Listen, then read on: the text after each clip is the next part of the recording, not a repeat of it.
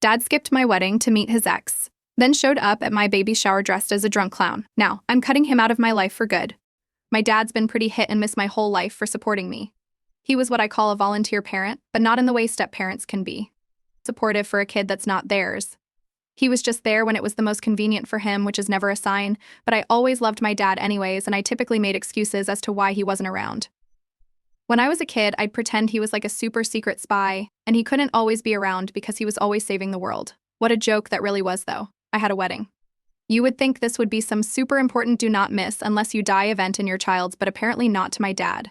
At the last minute, he texted me that he had to have an emergency meeting with his ex-wife. He didn't even have the balls to tell me to my face that he wasn't going to walk me down the aisle. I'm his only daughter, so this is a one-of-a-kind opportunity that you would think he wouldn't want to miss. There should have been nothing more important to him than his daughter's wedding. Of course, I am nothing short but livid that he wasn't there for me that day, so who can really blame me when I decided that I didn't want him at my baby shower? Of course, my mom says baby showers aren't actually for men anyways. My mom says baby showers are typically just for the women so that they can celebrate the baby and bring gifts and whatnot. This sounds completely crazy to me in general, but now my dad is throwing a complete hissy fit because I was not going to invite him. I really don't even know who told him I was pregnant. I certainly didn't because I didn't want him around and I felt so utterly disrespected by his lack of caring about me. If he didn't want to be there for my wedding, why on earth should I allow him to be there for my baby or baby shower? I don't want to let my child have the same disappointment that I had from his grandfather. Now though, my dad's threatening to ruin my baby shower if I don't invite him. I'm not completely sure how he expects to do that exactly though. If he wasn't at my wedding during my most important day, why does he care to be at my baby shower? Actually, why does he deserve to be at my baby shower? He's never actually been there for me? Maybe I should just have a complete talk with him to explain my views. I doubt it will actually do anything, but you should always try, right? Update 1. I finally had a talk with my dad. I was able to ask him what was so important that he had to leave my wedding to go see his ex-wife. He wouldn't explain to me what happened to her or why he walked out. This is actually really typical for my dad. He never tells the whole truth. Why start now? But at least he did actually apologize though and said that yes, he should have been there for my wedding. I'll take what I can get at this point with him, I guess. He said he was acting so rash about coming to my baby shower simply for the fact that it was my first child. It was a boy and he really wanted to be there for my son. He sounded so sincere when he told me why he wanted to be there. It's completely possible that I could be getting played yet again with this whole ordeal. I really feel like he's being sincere, but I don't know. I don't think he still deserves to come to my baby shower. Of course, I don't want him to miss out on anything since it's his first grandson, but I really need him to show some initiative here. That being said, during our meeting I told him that I had to really think about everything before I gave him an answer on if he could come or not. He's my father. If he wants to be there in that way, I want him to be there. But it's also a question of if he actually wants to be there. Is he going to let me down and not show up after all he's threatened and I'll just have to let him back in? Or is he going to actually show up and be what he's supposed to be as my father? Anyways, I guess I'll figure it out. I want to do what's right for me, not what will make him happy. Update 2. Alright, I made my decision. I decided he can't come. I can't continue to let myself be subjected to his constant disappointments. Either he shows up in my life or he doesn't. He can't continue to get my hopes up just to let me down. I'm going to tell him that I can't do this anymore and that he's not invited to my baby shower. Well, that went about as well as you figured it could go. I told him in person and he walked off without another word to say. I figured, of course, that he was mad and I can understand the fact that he was mad, but I hoped he would just go cool off and that would be that. Of course, for my dad, that wasn't the case. My guests and I got to the baby shower and everything was going really well. We played games and we were in the middle of opening the presents before eating and then continuing more games afterwards when someone walked in wheeling a box. The box was wrapped and looked just like a big present. The man appeared to be in a delivery uniform, which was okay. I assumed that someone had bought maybe a stroller or who knows, maybe even a crib and it was being delivered as those items can be pretty big. Boy, was I wrong. The delivery man got the box to me and I started to open it, but the box started to move. This, of course, really scared me. The box tumbled off the platform, busted open, and my dad popped out. Not only did he pop out of the box, but he was dressed like a clown of all things. He kicked out of the box all haphazardly, looking like he was drunk. After kicking out of the box, he jumped up and tried to do like some weird-ass dance. He ran around the room screaming and singing for several minutes, annoying my guests. Then came back to the front of the room where I was and yelled to everyone at the party that he was my father, and that I had denied him an invite to my baby shower, and that he didn't know how I could be such an ungrateful daughter. This obviously upset me. I'm pregnant after all, and now my father comes in looking and acting like a complete idiot. embarrassing me in front of all my guests. I broke down crying. I literally broke down crying and got up and just ran out of the side door. I am at a loss for words about how anyone can be so insensitive to another person's feelings. What's worse is he made me out to be the bad person in front of all my guests when it's him who didn't come to my wedding. He's the one who was never there for me. The moment I choose to do something for myself instead of putting out an olive branch and allowing him to be there, I don't know what to say. I don't know what to do. I am at a complete loss for words, and my father is the worst person in the world. I've decided from this point forward to just cut him out of my life. He's never been there for me, and he always ruins everything in my life. I will be much happier without this volunteer parent being in my life or my son's life. I will not allow him to be treated the way I have been. Good for you, girl. Female empowerment. I'm sorry, but I agree with your dad. How cold are you to not invite him? Maybe he had a right to behave the way he did. My husband William and I have 3 children. Charlotte, 22, female. Sebastian, 11, male. And Leo, 7, male. Our rule is that if a child is in school, then they do not need to get a job or pay rent. If they have finished school, then they need to have a job and pay rent. Charlotte got her associates last year and isn't interested in any more school. We offered Charlotte a deal that she could either pay a $1,500 monthly rent. We live in a very expensive area, so $1,500 is less than half of what most people pay every month for rent. Or she could help with Sebastian and Leo and not have to pay any rent. Charlotte chose to help with her brothers and not pay rent. William and I asked Charlotte to drop off and pick up Sebastian and Leo from school on Mondays, Tuesdays, and Wednesdays, as well as any needed appointments. We reimbursed Charlotte for the gas she spent driving them. William and I do not go out very often, maybe 3 times a month. We always got Charlotte's go-ahead before making plans and asking her to stay home with Sebastian and Leo. Last month, William and I planned to meet with a friend for dinner, but our friend had to cancel last minute for an emergency. We decided to go back home and immediately noticed that Charlotte's car was gone and Sebastian and Leo were in the front yard playing. When we asked where Charlotte was, Sebastian and Leo explained that she had left earlier and they were locked outside. Sebastian and Leo told us that Charlotte leaving them home alone was a very normal thing, but they didn't say anything before since they didn't think it was a big deal and also liked being home alone. William and I kept trying to call Charlotte, but she was not picking up. About a half hour before William and I planned on being home, we had been calling her for over 3 hours at this point. Charlotte pulled up in the driveway. William and I told Charlotte she cannot babysit Sebastian and Leo anymore. She's lied to us for over a year and destroyed our trust in her. Charlotte is now paying $1,500 in rent every month, which helps cover the cost of Sebastian and Leo's nanny. Charlotte got frustrated last Friday and told William and me how unfair we were for making her pay $1,500 on top of doing chores. We told Charlotte if she wants to live in this house, then those are the rules.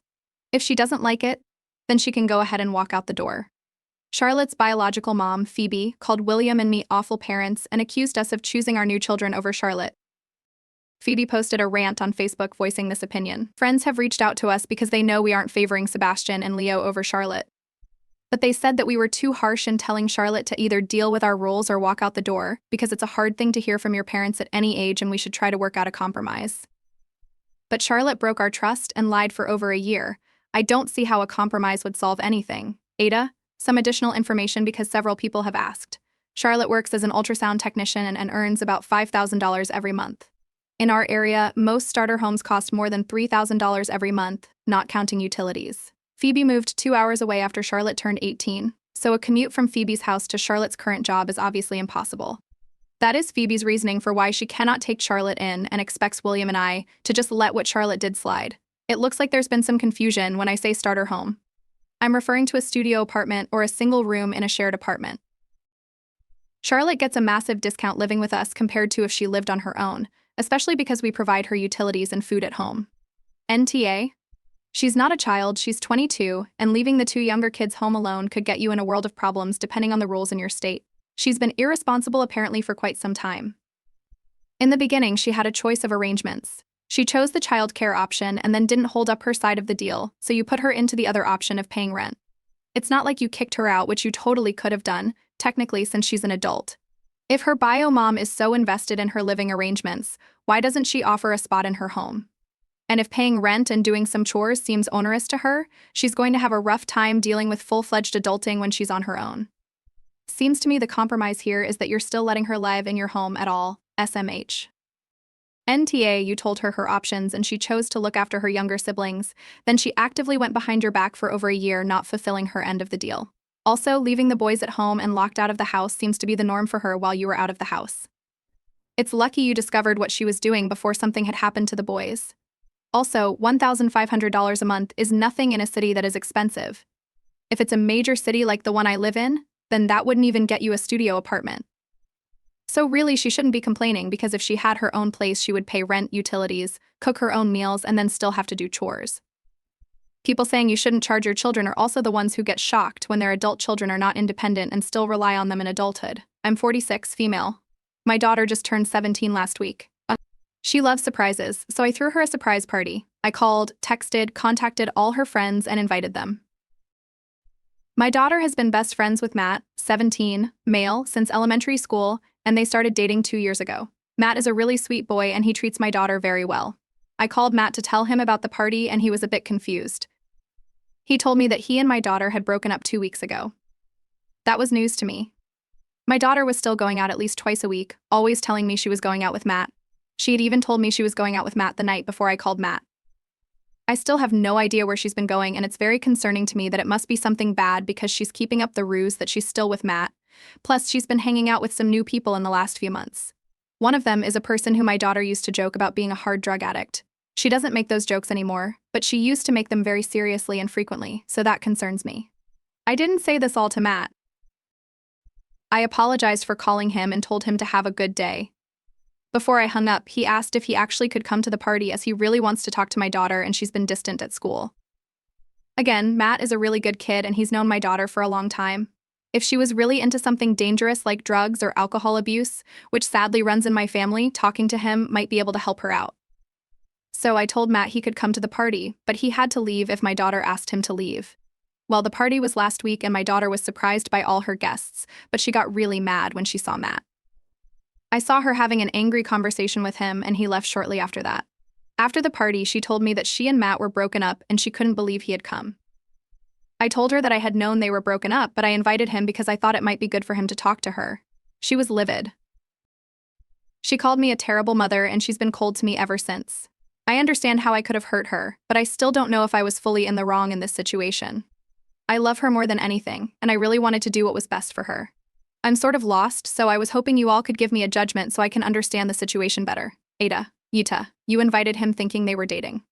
Fine. He told you they were broken up, so you assumed he wasn't coming. Fine. He asked if he could come anyway.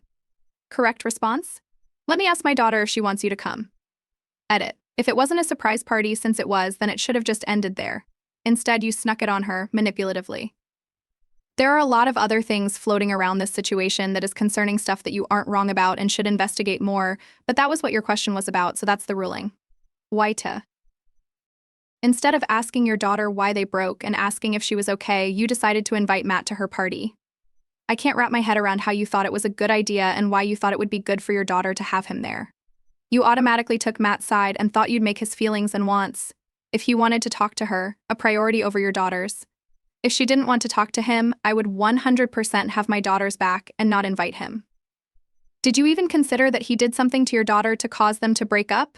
Doesn't sound like it. How can you have so little disregard for your daughter, her well-being, and her wishes? Is this a pattern for you? Is there a reason your daughter withholds information for you? I used to do that with my parents, and it was because they never trusted me. They took everyone else's side and punished me when they didn't agree with the choices I made for myself. If Matt hadn't told you about the breakup, then you wouldn't have been the A, but because she didn't tell you either, so it would be her fault. But you have said you were indeed informed of the breakup and you had only heard Matt's side of the story. Even if you think you know someone, there's always a chance they would do something you didn't expect. Maybe Matt managed to really hurt your daughter during the breakup, and seeing him again therefore really upset her, regardless of whether he hurt her or not. Springing a confrontation upon her at an event that is supposed to be positive and a happy occasion for her is not okay. This was not the time or place for them to talk out their issues, even if she was informed beforehand. Next story. Mike, 40F husband, 42M Jack, invited our niece, 22F Holly, his sister's daughter, to stay with us for a month. She was laid off and her mom was pressuring her to find work. He wanted to give her space to decompress and think about next steps. I love Holly. She's wonderful. I'm happy to host her and am excited to see her. I took issue with Jack extending the invitation without looping me in first. He informed me after the fact. Some background. I'm the primary caregiver for my parents and grandma since October 2021. They are disabled, don't drive or cook. My mom has had a slew of medical issues with 15 hospitalizations in the past 3 years plus. Visits I've lost count of. 2 of her admissions, she was in ICU on event and almost died. It's been stressful. I'm at the hospital daily when she's there and am her advocate. I'm her only child and all responsibility is on me. I've been severely burnout for the past year, juggling their needs and working a full-time job. Jack is aware of my burnout. We started IVF in January, which adds another layer of stress. Jack works from home. He's required in the office 3 weeks a year for scheduled events. One of those weeks was Holly's first week here, which meant me stepping up to do the majority of work as hostess, cooking, etc. On top of caregiving tasks and IVF acts, Holly's worth it. But given the stress in our life right now, I wanted to opt in by my own choice versus being voluntold by Jack. When he told me she was coming, I expressed only excitement. After her being here 2 weeks, I spoke with him because he was checked out about her visit and not communicating. For X, her first week here, he had to work late 3 nights due to events he knew in advance. I found out he wouldn't be home until 10 p.m. when I texted him at 4 asking what time I should have dinner ready. The second week, he was supposed to work from home. I found out at dinner Sunday night because I asked a question about planning, not because he told me that his schedule changed and he was driving into the office the entire week. That night, I expressed frustration at his lack of involvement in her stay. In the middle of the argument, I said something like, "You invited her without giving me any say. The least you could do is communicate proactively or book some tickets for the things she wants to do. I've made all the plans, purchased all the tickets, and made all her meals." He said, "You want me to ask permission for someone to come to my house?" I said it wasn't about asking permission, it was about communicating with his wife. He said, "We have a real problem if I have to ask you permission for someone to visit me in my house." I repeated it wasn't about permission, it was about treating his spouse as an equal and a partner. We've not yet resolved the conversation because we won't argue in front of Holly. None of this is her fault, and I don't want her to think we are arguing because of her. ATA wow. I woke up to so many comments. Thank you all for taking time to read this and comment. I will read all of them, but it may take me a bit. Some quick info based on the ones I've read so far. Holly is 22 but is young for her age. I don't know if this matters or not, but she isn't from the US. And grew up in a country where it isn't safe for her to go out and explore on her own. My in-laws' words, not mine. Because of that, she isn't very independent/confident. She just got her license in a car 1 to 2 years ago. I hadn't considered letting her go explore on her own here, but it doesn't mean it isn't feasible. That decision I'd probably leave in her and Jack's hands. Also, when I said to my husband, "I've cooked all her meals," what I meant, and he knew this, was dinner. I see how that's not clear how I wrote it. She has been cooking for herself and cleaning after herself during the day, breakfast and lunch. My parents have specific dietary needs and I have to make them dinner anyway, so I didn't ask her to cook. She did offer to help with prep several nights and I took her up on that when she offered. She did make me lunch 2 days. People were asking how much Jack normally helps around the house. We pay for cleaning service in our home twice a month and lawn service for our yard twice a month because we don't have the time. Normally he and I split making dinner, 3 nights each and 1 night we get takeout. He used to be fine with this but has gotten increasingly annoyed/grumpy about it over the past 1 to 2 years. Because my dad is a finicky eater and I suspect he is also feeling burnout. I drive my family to 90% of their appointments. But if I have a work conflict, he will move things around to take them and does not complain about that. He handles all things grooming and vet for our dogs. We split pet feedings and potty breaks between us. He does his own laundry and ironing but defaults things like sheets and kitchen towels to me. He washes the dishes after dinner every night, even if I tell him to let me do them sometimes. I make sure 90% of the bills get paid and handle the groceries. There has always been a selfish streak in him that flares over certain things, but he can also be very thoughtful and considerate, especially with gift giving or planning dates/celebrations like birthdays. It has also taken a significant hit since my mom fell ill. He is not an incel, though he might sound like it in my post. IVF. I will read all of these comments and consider them deeply. We'll also share the sentiments with him and see how he feels and what he thinks. We don't take the responsibility of becoming parents lightly. It is also something we both always wanted. Even with the added stress and chaos that littles bring. Perhaps because of my own upbringing, it doesn't feel insurmountable to caregive and be a mom. My mom and I moved in with my grandparents after she and my bio father divorced. He was abusive and totally absent from my upbringing. The man I refer to as my dad is my stepdad. My grandfather was disabled on one side from a stroke and my grandmother caregave for him, and also helped her mother-in-law, a great aunt, and an older third cousin with no children with their groceries, errands, driving, etc. The difference being she was retired, and all those women lived in different homes. I understand the unequal partners and disrespect red flags, which was why I posted here to see if my feelings were valid. And I will spend time reflecting on all of this before we start or postpone our next cycle.